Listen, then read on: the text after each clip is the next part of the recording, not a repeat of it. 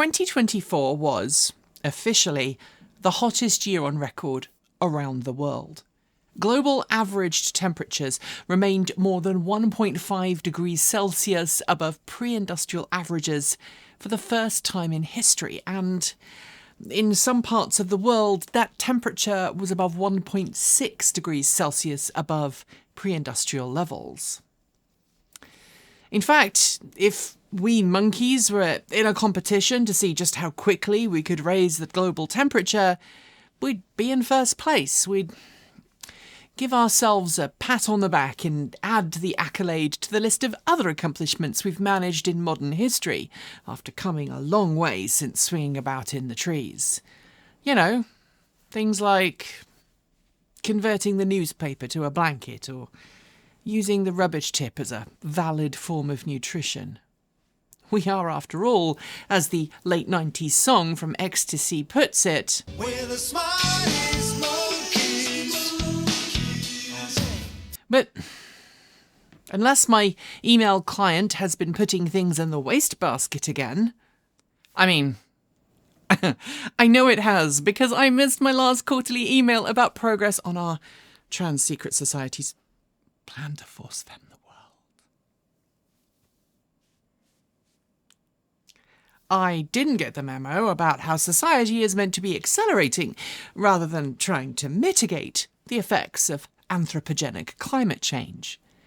At least, that is what our auto industry seems determined to achieve, and as I'm about to detail, could help bring about a brave new world where populist governments are favoured above provable scientific fact. In today's video, I'm going to explain the details of a just-released report into the auto industry funding of climate change-denying politicians, examine a change that's taken place over the last few election cycles, show you which automaker is currently spending the most on trying to end environmentally friendly policies, and ask a really simple question. Is there any automaker that's free of blame in this?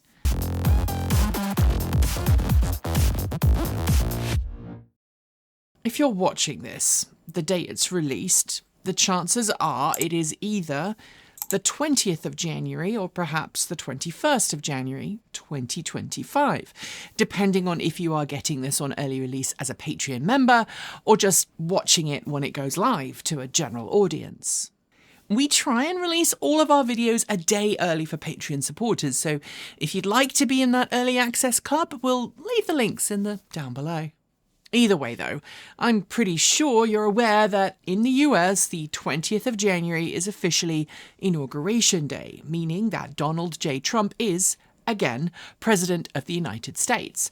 How you feel about that will undoubtedly depend on if you supported his candidacy, opposed his candidacy, or perhaps didn't care either way. But regardless of where you sit on that particular matter, it's no secret that President Trump has pledged to do a whole slew of things to push back the environmental protection policies of previous administrations during his time in office. From exiting the Paris Climate Accord for a second time, through to completely dismantling the Environmental Protection Agency, eliminating the National Oceanic and Atmospheric Administration, and more climate-friendly policies of previous administrations are definitely in the crosshairs. But as the wildfires in Southern California continue to burn and people genuinely worry about how well protected their local communities are from freak climate-caused weather events, it's easy to forget that politicians, from the President of the United States all the way down to your local council members, are often swayed by organisations with deep pockets and ulterior motives that might not be best for their constituents. Sure, it's abhorrent that Tesla's CEO recently used his platform to imply that anthropogenic climate change wasn't the root cause of the devastating LA fires, stating, quote, "If the climate change explanation were true, Texas, which has twice the forest area of California, would have roughly twice the wildfires that destroy homes." It's despicable that Congresswoman Marjorie Taylor Greene spent time last week implying that the US federal government could just end the fires in LA if it wanted to by using its top secret rain machine that it clearly has. And honestly, I have frankly no words for the army of quacks, hustlers and swindlers that have lined up on certain news channels to claim that the real reason the LA fires happened was because the LA Fire Department is run by women.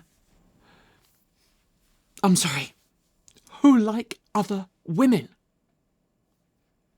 But as non-profit consumer advocacy organisation Public Citizen detailed in a brand new report published just last week, many of the politicians lining up to end climate-friendly policies and push the US backwards instead, something that I want to be clear will have wide-reaching consequences around the world, may have had their political opinions greased somewhat by some pretty obscene amounts of money.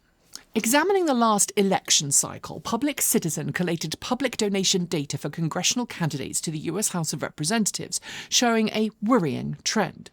Toyota, an automaker who just a few weeks ago was celebrating selling 1 million electrified vehicles in the US last year, most of them hybrids, donated an eye-watering $810,000 to the political campaigns of politicians who have spoken out against environmental protections and are ardent deniers of anthropogenic climate change. I'm going to dig down to all of this in a moment, but first let's just acknowledge something uncomfortable about US politics because, 1, not everyone watching this is American. 2, not everyone watching this is a political wonk like me. And 3, not everyone watching this will be aware of how the US political system is a shameless pay-to-play setup where those with money buy influence. I'm honestly not sure how the last bit is a secret these days, given what's been happening in the last 6 months over here, but hey, just in case.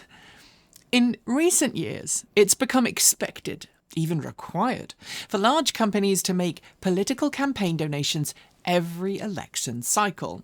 These days, it's common to see tens of thousands of dollars going to individual campaigns, sometimes more. And, well, there used to be limits on this kind of thing. The landmark Supreme Court decision of 2010, otherwise known as Citizens United versus the Federal Election Commission, decided that, being as corporations are people too, massive mega-corporations had every right under the US Constitution to not only express their opinions freely on matters of political discourse, but also use their massive corporate budgets and profits to grease the metaphorical wheels of governance in their favour. And this is important because I am going to come back to it in just a moment. Hey, can you tell that I'm ranting? Because I'm sorry that I'm ranting. Actually, I'm not sorry that I'm ranting. While this whole video shouldn't be about my opinions but facts, and honestly, it is, I also think that given those facts, it is perfectly okay to be just a little frustrated about the situation, and I would humbly suggest that you should be too. When it comes to the how of political donations, most people either donate directly to a campaign or more usually donate to a political action committee, or PAC. That PAC will then give over its funds to whichever politician or politicians it's trying to influence. And while every automaker from Tesla to Stellantis regularly gives money to political campaigns in one way or another, only 3 automakers in the US today have a political action committee of their very own: General Motors, Ford, and Toyota. Each of these PACs have donated to candidates from both sides of the political aisle, as well as, in some cases, to independents. However, for the purposes of this video, since it's about climate change denialists and influencing anti-EV policy, we are going to focus specifically on politicians whose policies have lent into anti-EV rhetoric and pro-climate change denialism. At this point, I should note that in its report on automakers and their funding of climate change denying politicians, Public Citizen focused specifically on funding of politicians that deny climate change and or are against increased environmental protections. If you head to opensecrets.org, link below, and look at each of these automakers' PACs as a whole, you'll see that total contributions during the election cycle are far larger than the amounts noted in the Public Citizen report. While I understand why Public Citizen made the decisions it did in producing its report, it does create a skewed impression of political persuasion if you don't specifically dig deeper. And as we say on this channel, context is queen and knowledge is her. With that caveat aside and our gaze focused on climate science deniers, let's head to the donations.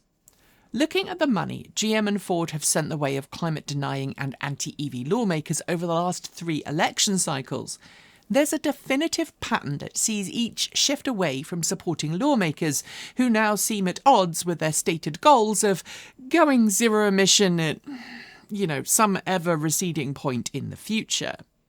But Toyota has leaned into those very same politicians that Ford and GM are seemingly distancing themselves from using a yardarm. I'll explain.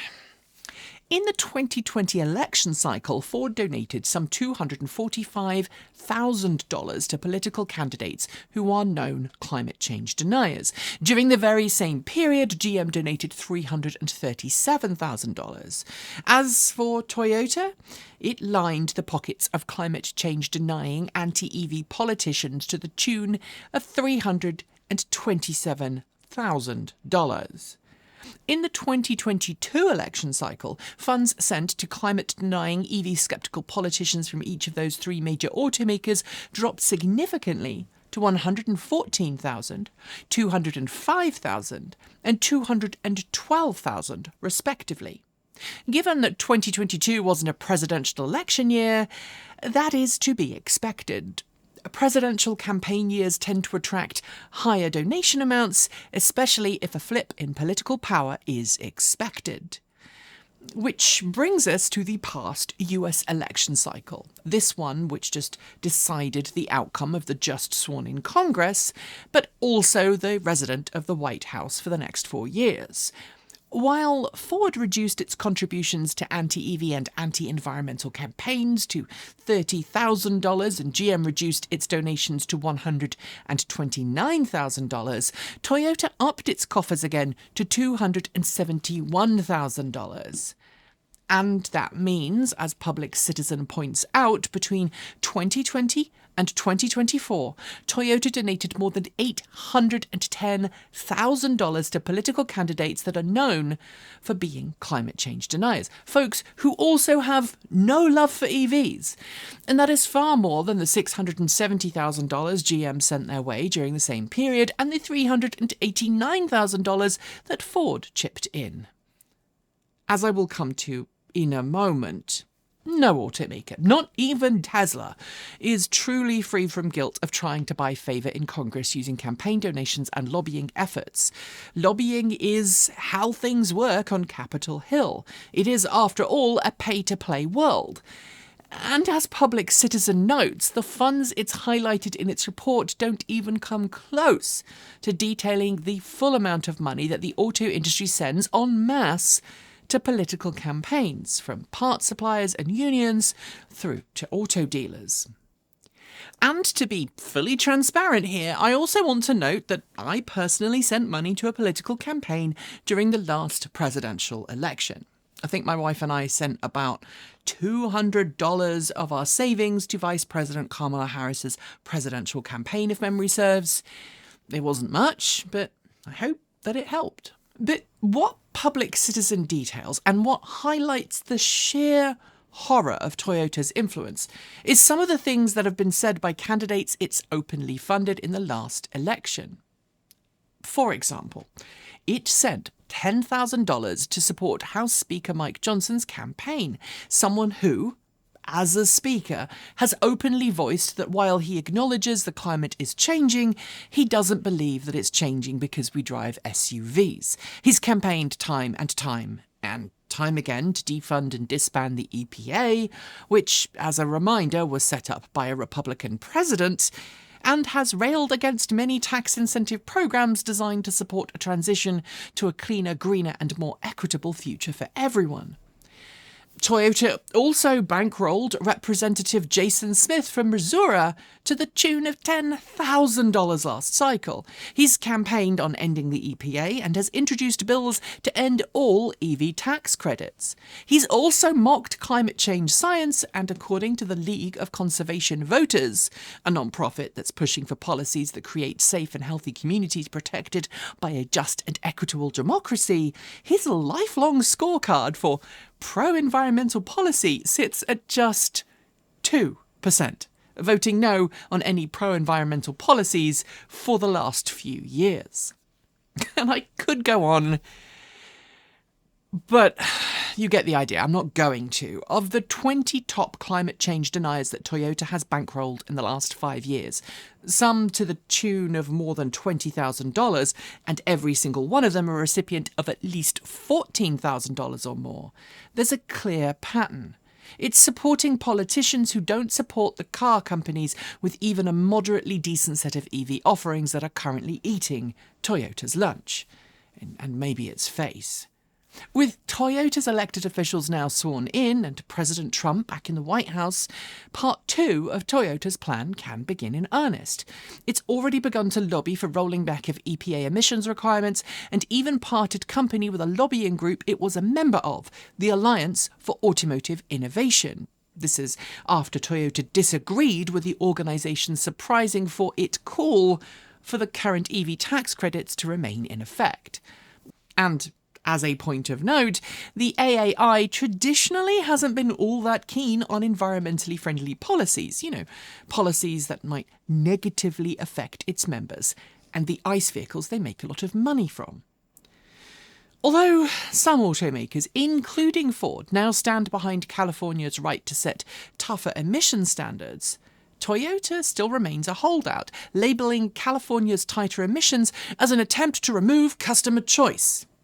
But while it's perfectly okay to highlight Toyota's blatant attempts to roll back emissions requirements and to end anything that might see an end to ICE, something it's doing in pretty much every single country around the world where it has a significant market presence, from the UK to Australia and everywhere in between, it would also be incredibly disingenuous for us to pretend it's just Toyota doing this. While Toyota upped its donations to climate deniers in 2024, Ford, GM and every other automaker out there I can find donated money in some way to political campaigns that are anti-EV.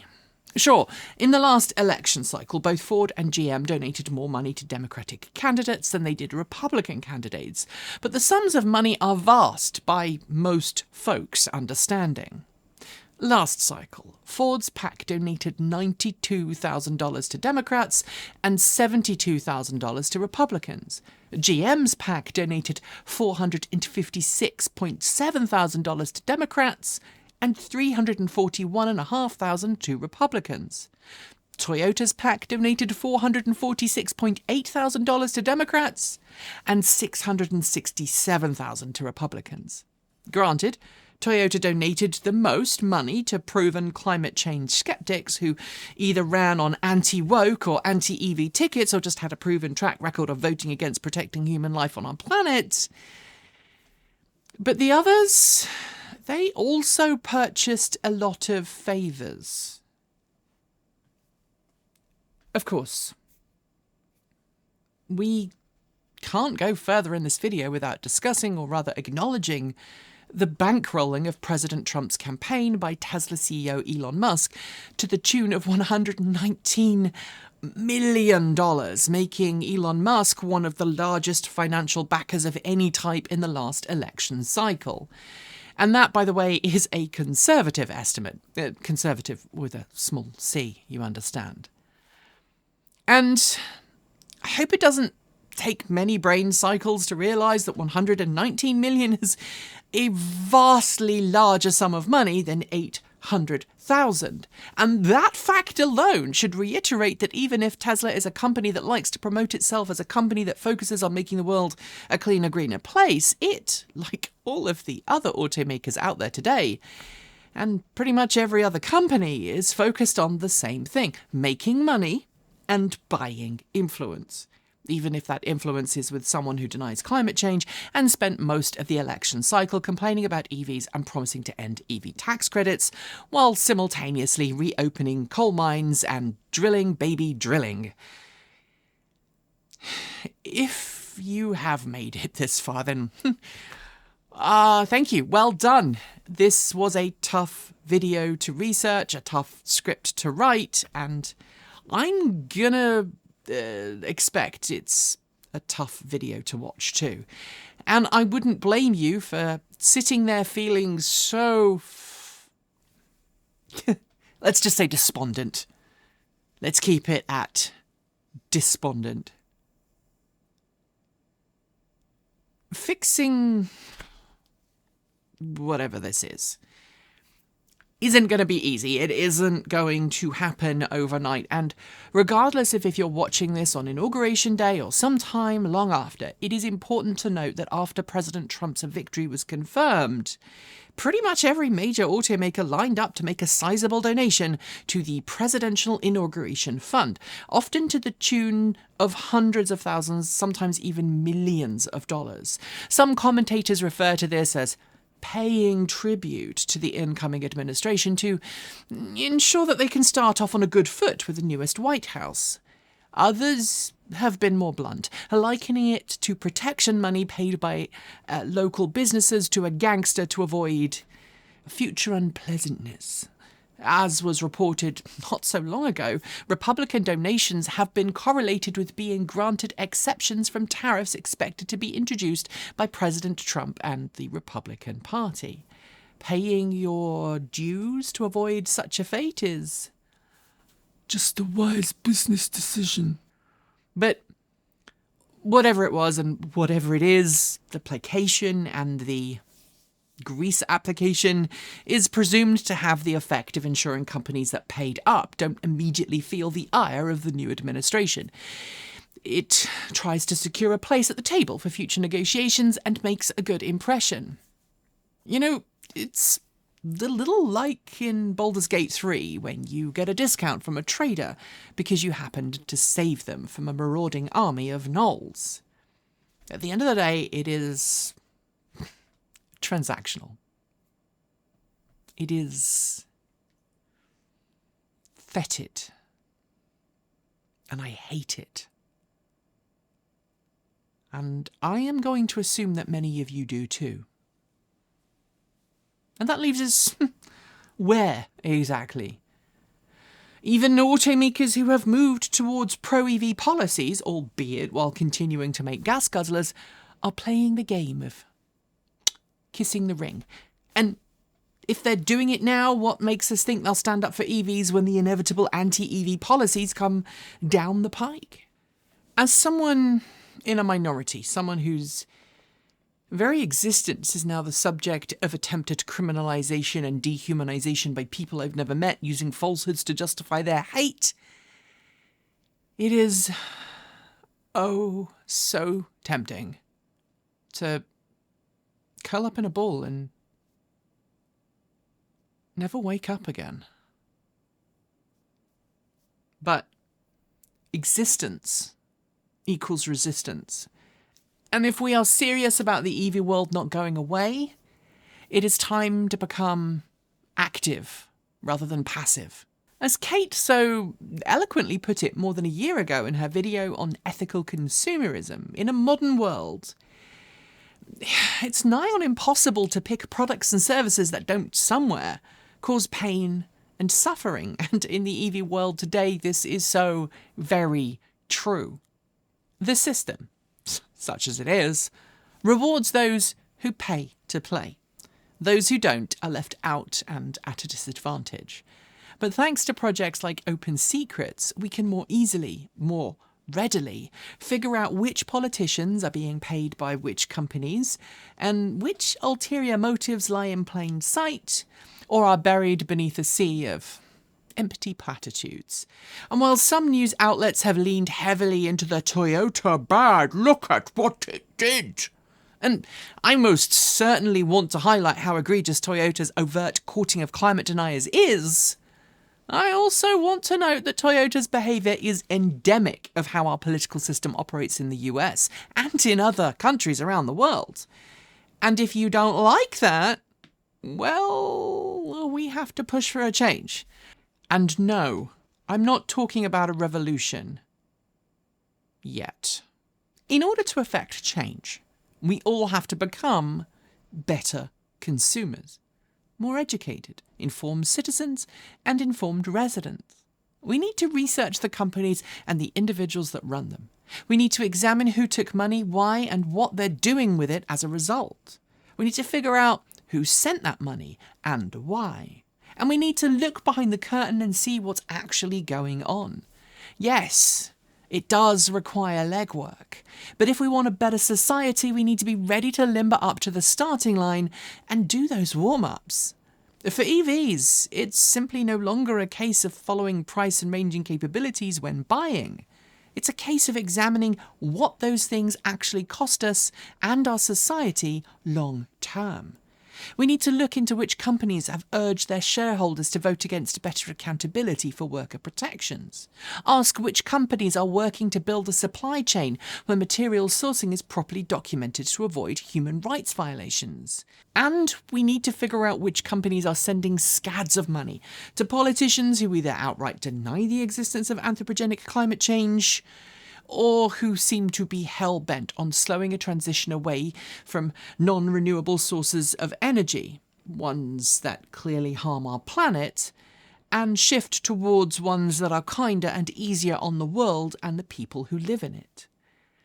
And look, because people are all different, they're gonna have different priorities. Your list of concerns aren't going to be exactly the same as mine. They might overlap, they may be pretty similar, but they also might be vastly, vastly different. If, right now, you are feeling jaded and despondent, it's understandable. It's okay to switch off and go outside. Play with your kids, or your pets. Make a cup of tea or coffee. Angrily kill a few dozen orcs at the goblin camp. Do what you need to do to keep your sanity intact. As many people have told me in the last few months, this, whatever it is a marathon, not a sprint. So be kind to yourself, as you're the one running it. But when you've had a break and you're feeling better, come back and get stuck in. Join a local community group. Get active. Write to your Congress critters. Call them. I mean, they don't get enough phone calls, and we think they're actually probably quite lonely, which is why they're making weird decisions. I can tell you I don't have money, but what I do have are a very particular set of skills. Make a noise. Research who is paying whom and tell your friends, families and co-workers about it. But be honest, cite evidence, dig deep. And for goodness sake, steer clear of social media platforms that are more interested in selling your interactions than building a vibrant community. Toyota's overt behaviour in trying to overturn EV policies and push us backwards isn't okay. Honestly, there is so much else happening right now in governments around the world. But we, as a community, still have the power to change things. After all, politicians might think they are there for their rich oligarch tech bros and deep-pocketed donors, but they're not. They're there for you. You, I, and everyone else on this pale blue dot. Don't let them forget that fact. Thanks for joining me today, and if you've got thoughts, make sure you leave them in our Discord chat room, on our Patreon page, or you can reach out to us on Mastodon or Blue Sky. Thanks to the amazing list of people scrolling by on your screen right now. They are part of the massive community of fans around the world that help fund this channel through Patreon and YouTube, covering our bills, paying our team, and making sure that we can remain 100% independent. If you'd like to join them and see your name listed here, just follow the links below. We now have new Patreon tiers that support a wide range of donation amounts, ranging from $1.50 US a month, or if you'd prefer, about $15 a year.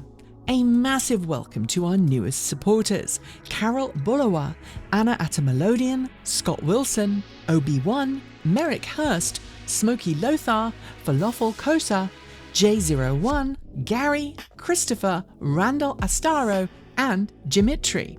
To join the list and get your shout out, become a paid Patreon member for your moment of fame. And remember, you can now gift a membership to someone else. If you'd like to support us with a one-off donation, you'll also find links below to make Ko-fi and Bitcoin donations, and we even have a good old-fashioned PO box you can reach us at. Address you'll also find below. And if you're in need of some swag, our TE swag store is also linked. So we can focus on making our content even better this year and reduce team burnout, we're switching our release days to Tuesday, Thursday and Saturday on our main channel, and if you like something a little more laid back at the weekend, over on Take 2 you'll find a release there on a Sunday. Transport Evolved is going through some pretty big changes this year though, so keep your eyes and ears peeled as we have some more exciting ways you can support us and more exciting ways to interact with us coming very soon. If you want more, the mighty algorithm thinks you'll like this video, but we also think that this one is well worth a look. See you soon, and as always, keep evolving.